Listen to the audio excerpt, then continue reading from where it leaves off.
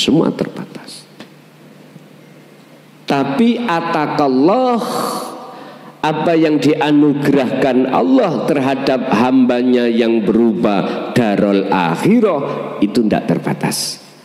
Berarti jagati roh iki Pak, tanpa batas. Sampeyan tingali wong kepingin atine pabrik, duwe pabrik belang, tambahi pabrik mana ya belang, berapapun lah ngoten nggih. Isine donya cara jenengan pingin sugih notok terus ditambahi notok maneh dobel-dobel pitu, gak terbatas. Bapak Ibu, panggonan itu ono sing resik, ono sing kotor. Panggonan nek kotor, misalnya panggonannya tempatnya jasmani kotor, ya kita harus sucikan.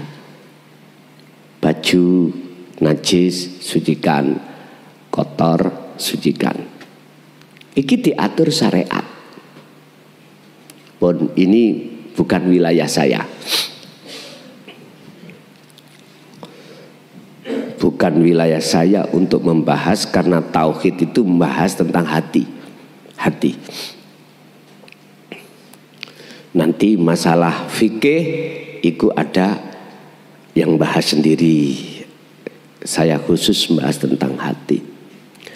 Hati atau ruh ini juga punya tempat, juga punya rumah, juga punya masjid. Bapak Ibu, ada kalanya hati kita itu kotor, ada kalanya hati kita bersih. Fi qulubihim maradun fazadahumullahu marada. Justru ada hati yang sudah kotor malah ditambahi kekotorannya. Siapakah? Hati yang bagaimanakah yang seperti ini? Bapak Ibu, bukan kami, kita iku sok suci, ndak. Saya bicara ilmu ini tidak hanya untuk santri, umat, tapi juga untuk kiai. Sing ngaji lan sing diji sama. Kita nggak ada bedanya. Kanggo pengeling kita. Hati yang kotor itu adalah hati yang semakin tambah gambar wujud selain Allah. Niki, wujud sakliyane Allah itu ada di dalam hati, sehingga jatuhnya iman kita tidak sesungguhnya pada Allah, tapi pada makhluk. Contoh yang ada di depan kita. Sopo sing ngaji? Klason. Lah klason itu sopo? Makhluk toh? Sama kalian jenengan. Apa bisa klason iki mang ngaji membedah tentang masalah tasawuf atau tentang ilmu tauhid? Ora iso. Lah itu sumbernya dari mana? Sehingga ilmu ini yang telah kita dengar akan menjadi petunjuk bagi kita untuk mendekat dan bertemu Allah, atau bersih-bersih penyakitnya hati atau kotorannya hati. Bon, nek ngomong klason kendeken Pak, langsung Rasulullah. Hal itu Allah tuangkan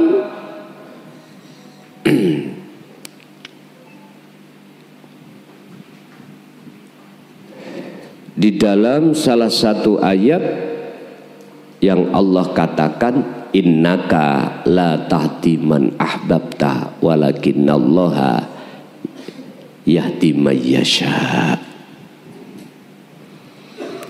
Innaka sak temene sira Muhammad iku la tahdi, ora bisa aweh petunjuk didik sira man ing wong liya ahbabta, sekalipun orang yang kau cintai. Iki langsung Rasulullah. Nah, terus siapa yang bisa memberikan petunjuk? Lewat ngaji kumang. Bon. Sampai harus punya dasar dalam hati bahwasanya kita sifatnya makhluk, itulah haula walaku kuwata. Bisanya ngaji, bisanya ada daya upaya untuk memberikan petunjuk lewat ilmu itu, berjalan, melihat, mendengar, kekuatan karena illa billah.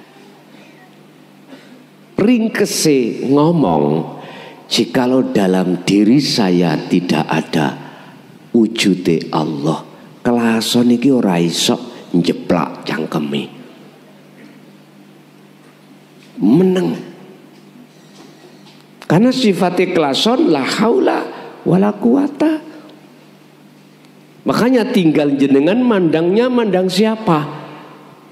Kalau mandang makhluk, maka gambari kelason iku wonten ati sampean. Akhirnya jatuhnya iman jenengan yang memberikan petunjuk itu kelason. Bentar, apa enggak tabrakan dengan ayat ini?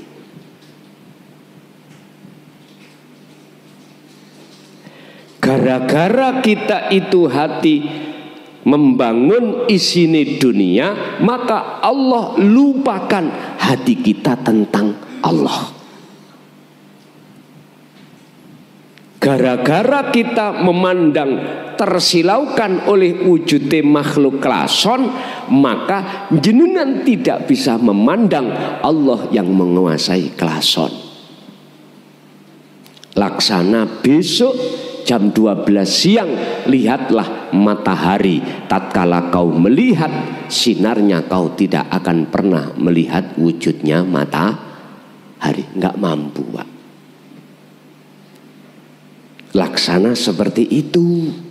Karena yang kita bikin melihat ainul basyariyah, mata fisik, bukan mata hati. Nah, coba kalau mata hati bisa tembus, nggak akan silau dengan tampilan wujudnya kelason atau matahari.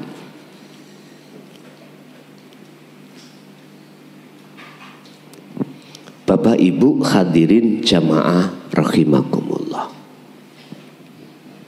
Sekarang kembali kepada hati yang kotor.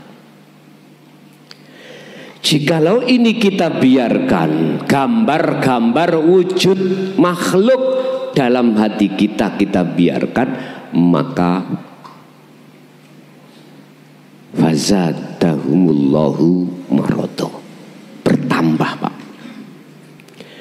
Kalau sudah bertambah banyak penyakitnya hati kita, maka justru akan menghalangi ainul basirah, mata hati kita pada sejatine Allah. Yun sewu, akibate ning ati kula nanti muncul buah namanya hasud, syirik, takabur, riya. Segala sifat yang tercela itu akan bermunculan di dalam hati kita. Itu pasti. Karena itu tumbuh dari sebuah pohon, yang pohon itu berdiri tegak dan besar di dalam jagat hati yang disebut pohon basariyah. Inilah yang diisyarahkan Allah terhadap Kanjeng Nabi Adam, wala taqraba hadhihi syajarah. Syajarah itu pohon. Adam, jangan kau dekati pohon itu. Sebab jika kau mendekati, kau pasti akan kepingin. Jikalau kau mempunyai keinginan, pasti kau berupaya memperolehnya. Itu pasti. Akhirnya terjadilah muncul namanya buah khuldi. Khuldi itu kekal. Artinya apa? Duniawiyah, kesenangan itu dibikin indah oleh nafsu atau setan terhadap diri kita supaya kita bersukaria.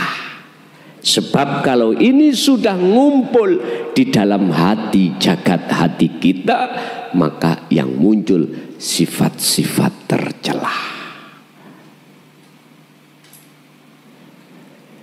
Ini hati yang kotor.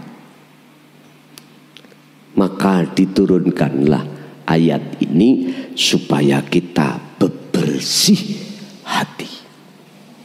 Pertanyaannya, bagaimana cara jenengan ini membersihkan penyakitnya hati, kotoran hati, hijabnya hati pada Allah? Ini yang terpenting. Ini yang terpenting. Bagaimana caranya kita ngundarul akhirah? Jawabannya itu ada di surah Al-Insan ayat 25-26. Jawabannya itu juga ada di surah Al-Ahzab ayat 41 dan 42. Intine zikir. Ingatlah kau pada Tuhanmu, pada Allah Muhammad, dengan sejatinya ingat. Dikron kelawan dikir, sejatine dikir, kathiron turkang ukeh. Bukroto wa asila, baik dikala waktu siang maupun malam 24 jam Pak. Nah, kita gak mungkin bisa langsung mengikuti Rasulullah 24 jam, gak mungkin. Kita ada proses Pak ya. Ada proses menuju musyahadatul fana. Kita itu 1 hari 1 malam akeh lalene katimbang iling. Banyak lupanya kita pada Allah daripada ingatnya.